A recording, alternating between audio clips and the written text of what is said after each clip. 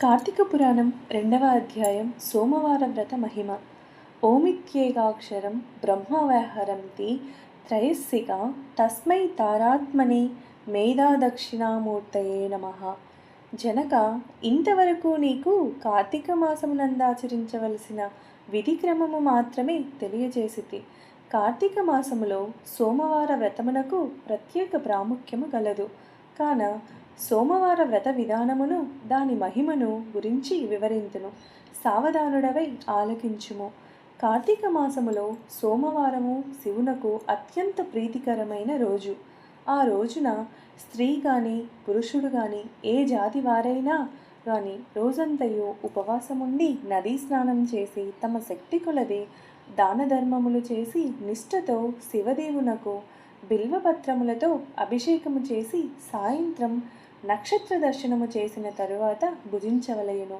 ఈ విధముగా నిష్ఠతో నుండి ఆ రాత్రి అంతయు జాగరణ చేసి పురాణ పఠనమునరించి తెల్లవారిన తరువాత నదికి వెళ్ళి స్నానమాచరించి తిలాదానము చేసి తమ శక్తి కొలది పేదలకు అన్నదానము చేయవలను. అటుల చేయలేని వారు కనీసము 3 బ్రాహ్మణులకైనను తృప్తిగా భోజనము పెట్టవలేను. తాము కూడా భుజించవలయను. ఉండగలిగిన వారు సోమవారము నాడు 2 పూటల భోజనము కానీ ఏ విధమైన ఫలాహారము కానీ తీసుకొనకుండా ఉండుట మంచిది. ఇట్లు కార్తీక మాసమందు వచ్చు సోమవార వ్రతమును చేసిన పరమేశ్వరుడు కైలాస ప్రాప్తి కలిగించి శివసన్నిధికి చేర్చును. భర్తలేని వితంతువు సోమవార వ్రతమును ఆచరించి శివపూజ చేసినచో కైలాస ప్రాప్తియు, విష్ణు పూజ చేసినచో వైకుంఠ ప్రాప్తియు నందును. దీనికి ఉదాహరణముగా ఒక ఇతిహాసము కలదు. దానిని నీకు తెలియబరిచెదను, శ్రద్ధగా వినుము. కార్తీక సోమవార ఫలముచే కుక్క కైలాసమందుండ. పూర్వకాలము కాశ్మీర దేశములో ఒక బ్రాహ్మణుడు కలడు. అతడు పురోహిత వృత్తిని చేపట్టి తన కుటుంబమును పోషించుకుంటూ ఉండెను. అతనికి చాలా దినములకు ఒక కుమార్తె కలుగుతుంది. ఆమె పేరు స్వాతంత్ర నిష్ఠురి. తండ్రి ఆమెను సౌరాష్ట్ర దేశీయుడగు మిత్రశర్మయ్యను సద్బ్రాహ్మణ యువకునకిచ్చి పెండ్లి చేసెను. ఆ బ్రాహ్మణ యువకుడు 4 వేదములు శాస్త్రములు అభ్యసించిన వాడైనందున సదాచార పారాయణుడై ఉండెను. అతడు భూతదయ కలిగిన వాడు, నిత్య సత్యవాది, నిరంతరం భగవన్నామస్మరణ చేయువాడగురటే. లోకులెల్లరూ తనని అపర బ్రహ్మ అని కూడా చెప్పుకొనుచున్నది వారు. ఇటువంటి ఉత్తమ పురుషుని భార్యయగు నిష్ఠురి యవ్వన గర్వముతో కన్నుమిన్నుగానక పెద్దలను దూషించుచు అత్తమామలను భర్తను తిట్టుచు కొట్టుచు రక్కుచు పరపురుష సాంగత్యం గలదై వ్యభిచారిణి అయి తన ప్రియులు తెచ్చిన తినుబండారములు బట్టలు పువ్వులు ధరించుచు దుష్టురాలై తిరుగుచుండగా వంశమునకు అప్రతిష్ట తెచ్చుచున్నదని అత్తమామలు ఆమెను తమ ఇంటి నుండి వెళ్ళగొట్టిరి. కానీ శాంతస్వరూపుడగు ఆమె భర్తకు మాత్రం మేయంద అభిమానము పోక ఆమె ఎంతటి నీచ కార్యములు చేసినను సహించి చీ పొమ్మనక విడువక ఆమె తోడనే కాపురము చేయుచుండెను. కానీ చుట్టుపక్కల వారి నిష్ఠురి గయ్యాలి తనమును కేవగించుకుని ఆమెకు కర్కశ అనే ఎగతాళి పేరును పెట్టుటచే అది మొదలందరూ దానిని కర్కశ అనియే పిలుస్తూ ఉండేవారు. ఇట్లు కొంతకాలము జరిగిన పైన ఆ కర్కశ ఒకనాటి రాత్రి తన భర్త గాఢ నిద్రలోనున్న సమయం చూచి మెల్లగా లేచి తాళి కట్టిన భర్త అన్న విచక్షణ గాని దయా దాక్షిణ్యాలు గాని లేక ఒక బండరాతిని తెచ్చి అతని తలపై గట్టిగా కొట్టినది. వెంటనే అతడు చనిపోయెను. ఆ మృతదేహమును ఎవరి సహాయము అక్కర్లేకనే అతి రహస్యంగా దొడ్డిదారిని గుంపొయ్యి ఊరి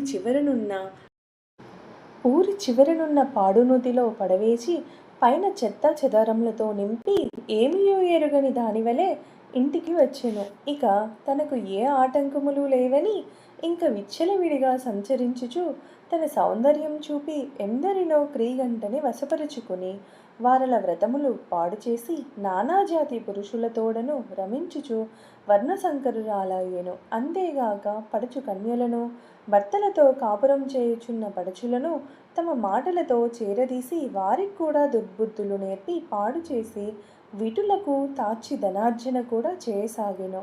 జనకరాజా, యవ్వన బింకము ఎంతో కాలం ఉండదు కదా, కాలం ఒక్క రీతిగా నడవదు. క్రమక్రమముగా ఆమెలోని యవ్వనము నశించినది. శరీరమందు మేఘ వ్రాణములు బయలుదేరినవి. ఆ వ్రాణముల నుండి చీము రక్తము రాశికారుట ప్రారంభమయ్యెను.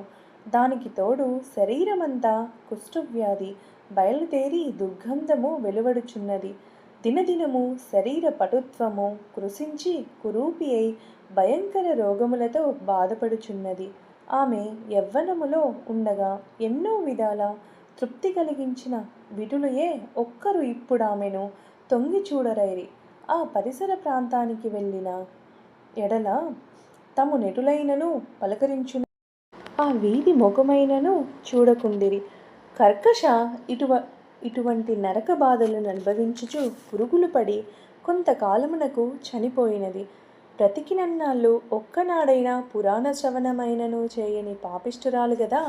చనిపోయిన వెంటనే భయంకరులైన యమభటులు ఆమెను వంపోయి ప్రేతరాజగు యముని సన్నిధిలో నుంచగా యమధర్మరాజు చిత్రగుప్తుల వారిచే ఆమె పాపపుణ్యములు జాబితాను చూపించి, భటులారా, ఈమె పాపచరిత్ర అంతింత కాదు, వెంటనే ఈమెను తీసుకువెళ్ళి ఎర్రగా కాల్చిన ఇనుప స్తంభమునకు కట్టబెట్టుడు అని ఆజ్ఞాపించెను. విటులతో సుఖించినందులకు గాను యమభటులామెను ఎర్రగా కాల్చిన ఇనుప స్తంభమును కౌగిలించుకోమని చెప్పిరి. భర్తను బండరాతితో కొట్టి చెప్పినందుకు గాను ఇనుప గదలతో కొట్టిరి. పతివ్రతలను వ్యభిచారిణులుగా చేసినందుకు సలసలా కాగిన నూనెలో పడవేసిరి. తల్లిదండ్రులకు అత్తమామలకు అపకీర్తి తెచ్చినందుకు సీసము కరిగించి నోటిలోనూ చెవిలోనూ పోసి ఇనుప కడ్డీలు కాల్చి వాతలు పెట్టిరి. తుదకు కుంభీపాకమను నరకములో వేయగా అందు ఇనుప ముక్కలు గల కాకులు విషసర్పాలు తేళ్ళు జర్రులు కుట్టినవి. ఆమె చేసిన పాపములకు ఇటు 7 తరాల వాళ్ళు అటు 7 తరాల వాళ్ళు నరక బాధలు పడుచుండిరి. ఈ ప్రకారముగా నరక బాధలను అనుభవించి కడకు కళింగ దేశమున కుక్క జన్మ ఎత్తి ఆకలి బాధ పడలేక ఇల్లిల్లు తిరుగుచుండగా కర్రలతో కొట్టువారు కొట్టుచు తిట్టువారు తిట్టుచు తరుమువారు తరుముచుండిరి. ఇట్లుండగా ఒకానొక క్షోత్రియ బ్రాహ్మణుడు కార్తీక సోమవార వ్రతమాచరించి ఉపవాసం ఉండి సాయంత్రము నక్షత్ర దర్శనము చేసి బలి అన్నము నరుగుపై పెట్టి కాళ్ళు చేతులు కడుగుకొనుటకై లోనికేగిన సమయమున ఈ కుక్క వచ్చి ఆ బలి అన్నమును తినెను. వ్రతనిష్టాగరిష్ఠుడైన ఆ విప్రుని పూజా విధానముచే జరిపించిన బలి అన్నమగుట చేతను ఆ రోజు కార్తీక మాస సోమవారమగుట వలను కుక్క ఆ రోజంతయు ఉపవాసముతో ఉండుట వలనను శివపూజ పవిత్ర స్థానమైన ఆ ఇంట దొరికిన ప్రసాదము తినుట వలనను ఆ సునకమునకు జన్మంతరాజ్ఞానం ఉద్భవించెను. వెంటనే ఆ సునకము విప్రకులతోమా నన్ను కాపాడుమా అని మొరపెట్టుకొనెను. ఆ మాటలు బ్రాహ్మణుడు ఆలకించి బయటకు వచ్చి చూడగా కుక్క తప్ప అన్యులెవరూ లేనందున లోనికేగను. మరలా రక్షింపుము రక్షింపుము అని కేకలు వినబడెను.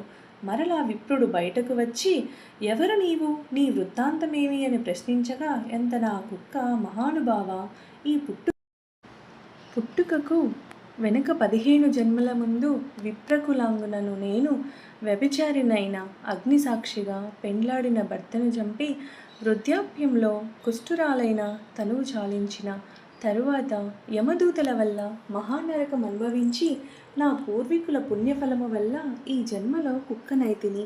ఈరోజు మీరు కార్తీక సోమవార వ్రతము చేసి ఇచ్చట ఉంచిన బలి అన్నం తినుట వలన నాకు జ్ఞానోదయము కలిగినది.